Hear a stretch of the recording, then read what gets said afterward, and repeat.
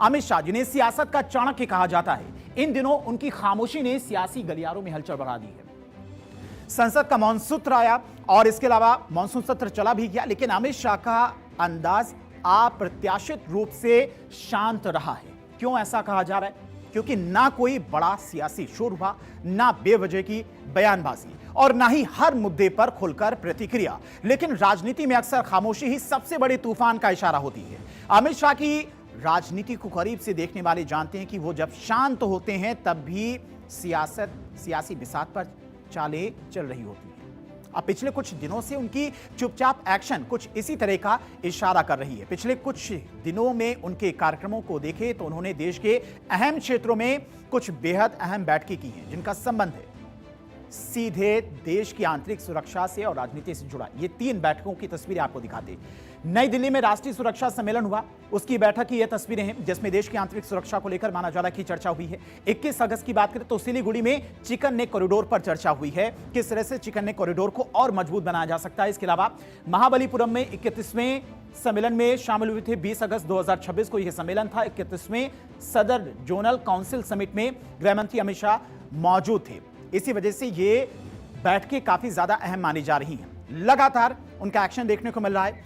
18 अगस्त को अमित शाह ने मणिपुर के पूर्व मुख्यमंत्री एन बीरेन सिंह से मुलाकात की थी और इसके ठीक 2 दिन बाद 20 अगस्त को तमिलनाडु के महाबलीपुरम में 31वें दक्षिणी क्षेत्रीय परिषद सम्मेलन की अध्यक्षता की। इसके बाद 21 अगस्त को पश्चिम बंगाल की सिलीगुड़ी पहुंचे, जहां पर बेहद अहम चिकन नेक कॉरिडोर यानी कि सिलीगुड़ी कॉरिडोर को लेकर अहम बैठक और चर्चा हुई। और फिर 24 अगस्त को नई दिल्ली में राष्ट्रीय सुरक्षा सम्मेलन, यानी कि 8 दिनों में लगातार ऐसे मुद्दे जिनका सीधा संबंध देश की आंतरिक सुरक्षा, सीमाई इलाकों और राष्ट्रीय रणनीति से भी जुड़ी हुई है। अब सवाल यही कि क्या इन सभी बैठकों और दौरों को सिर्फ सामान्य सरकारी कामकाज मान लिया जाए या फिर इन तस्वीरों के पीछे कोई बड़ी रणनीति आकार ले रही है? क्योंकि अमित शाह की राजनीति को समझने वालों के लिए उनका तरीका यह नया नहीं है।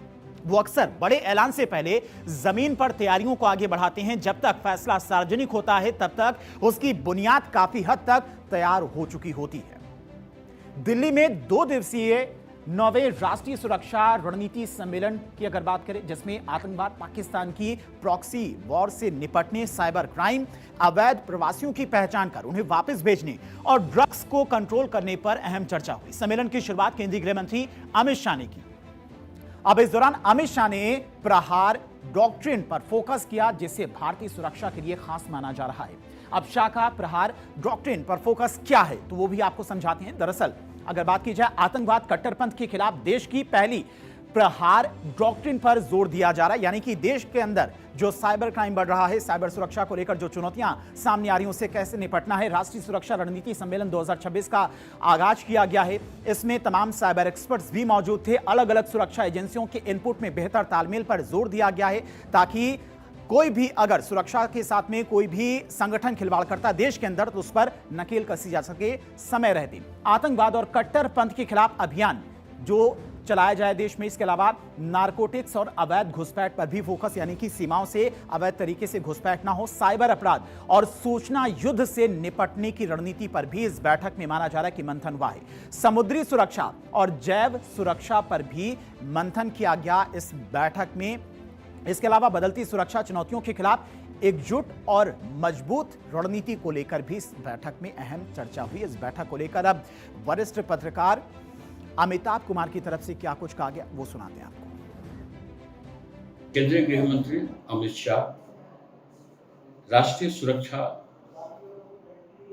रणनीति सम्मेलन में उन्होंने प्रहार के नाम से एक रणनीति बनाई, जिसके तहत देश की सुरक्षा को सबसे ऊपर रखा गया और राजनीतिक प्रभावों से इसे दूर रखने के लिए सभी राज्यों के पुलिस, केंद्रीय पुलिस और अन्य सुरक्षा एजेंसियां, खुफिया शाखाएं, इन सब का एक एकीकृत मंच होगा प्रहार।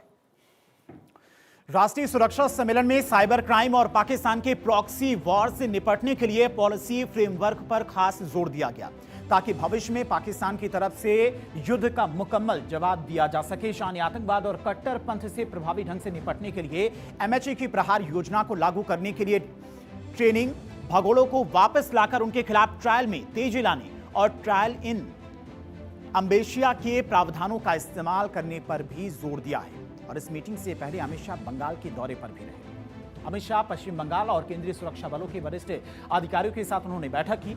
इस दौरान देश की पूर्वी सीमाओं की सुरक्षा व्यवस्था की समीक्षा भी की। बैठक में मुख्य रूप से चिकन नेक कॉरिडोर की सुरक्षा व्यवस्था को और मजबूत करने पर चर्चा हुई है। अब सिलीगुड़ी में सुरक्षा पर मंथन क्यों अहम है तो वो भी आपको बताते हैं। दरअसल इस बैठक में अमित शाह ने एसएसबी की कई परियोजनाओं का शिलान्यास भी किया ताकि चिकन नेक कॉरिडोर को और मजबूत किया जा सके। चिकन नेक कॉरिडोर को सुरक्षित बनाने के लिए सुरक्षा ग्रिड पर जोर दिया गया है। इलाके को अतिक्रमण और अवैध घुसपैठ से मुक्त कराने के निर्देश भी दिए गए हैं अधिकारियों को इस बैठक में। इसके अलावा डेमोग्राफिक बदलाव से जुड़े मुद्दों पर भी चर्चा हुई है। कहां पर ये बदलाव देखने को मिल रहे हैं। सिविल डिफेंस को मजबूत करने पर राज्य सरकार का फोकस, यानी कि वहां की जो लोकल इंटेलिजेंस एजेंसियां हैं, लोकल पुलिस हैं, उनको और मजबूत किया जाए। इसके अलावा सीमाओं पर जो सुरक्षा बल तैनात हैं उन्हें भी और मजबूत बनाया जा सके। भारत के लिए चिकन नेक कॉरिडोर बेहद अहम है। यह गलियारा देश के उत्तर पूर्वी राज्यों को बाकी भारत से जोड़ने वाली बेहद महत्वपूर्ण कड़ी है और अपनी रणनीतिक स्थिति की वजह से हमेशा सुरक्षा एजेंसियों के रडार पर रहता है। और यही वजह है कि संवेदनशील इलाके की सुरक्षा को लेकर केंद्र सरकार लगातार गंभीर रणनीति पर काम कर रही है। केंद्रीय गृह मंत्री अमित शाह ने भी चिकन नेक कॉरिडोर को सुरक्षा को लेकर बड़ा फोकस दिखाया है और कहा है कि मोदी सरकार इसे सुरक्षा ग्रिड से अभेद्य बना रही है। सुनिए। सिलीगुड़ी कॉरिडोर चिकन नेक के राष्ट्रीय सुरक्षा के दृष्टिकोण को, उसके महत्व को बहुत अच्छे तरीके से पहचाना है। 8 राज्यों को जोड़ने वाला ये अत्यंत संवेदनशील महत्वपूर्ण गलियारा है। 3 अंतर्राष्ट्रीय सीमाएं नेपाल, भूटान और बांग्लादेश, यही सिलीगुड़ी कॉरिडोर को लगती है और एक प्रकार से इसकी सुरक्षा राष्ट्र की सुरक्षा के साथ जुड़ी हुई है।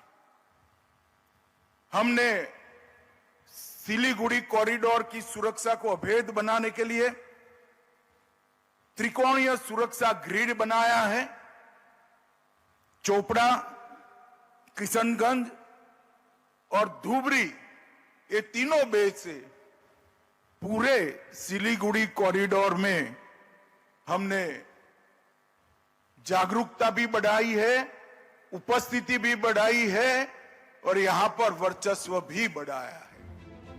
और चलिए अब आपको बता दें, महाबलीपुरम में 31वीं दक्षिणी क्षेत्रीय परिषद की बैठक किस लिए हुई, कौन कौन बैठक में शामिल हुआ और कितनी अहम यह बैठक थी, तो वो भी आपको समझाते हैं। दरअसल अमित शाह ने 31वें दक्षिणी क्षेत्रीय परिषद सम्मेलन की अध्यक्षता की थी और इस बैठक में आंध्र प्रदेश, कर्नाटक, केरल, तमिलनाडु, तेलंगाना समेत केंद्र शासित प्रदेशों की भागीदारी भी देखने को मिली। इसके अलावा 31वीं दक्षिणी क्षेत्रीय परिषद और बैठक में परिसीमन का मुद्दा अहम रहा, जिस पर लेकर अलग अलग राज्यों के मुख्यमंत्रियों के साथ में चर्चा भी हुई। तमिलनाडु के मुख्यमंत्री सी जोसेफ विजय के बयान ने केंद्र को बड़ी राहत भी दी है। दक्षिण राज्यों की लोकसभा सीटों में हिस्सेदारी कम ना होने की स्थिति में प्रस्तावित परिसीमन विधेयक के समर्थन के संकेत मिले हैं। इसके अलावा बैठक में क्षेत्रीय मुद्दों के साथ परिसीमन पर भी बनी सियासी तस्वीर। इन तमाम मुद्दों को लेकर इस बैठक में चर्चा हुई और लगातार गृह मंत्री Amit Shah full action mode में भी दिखाई दे रहे हैं।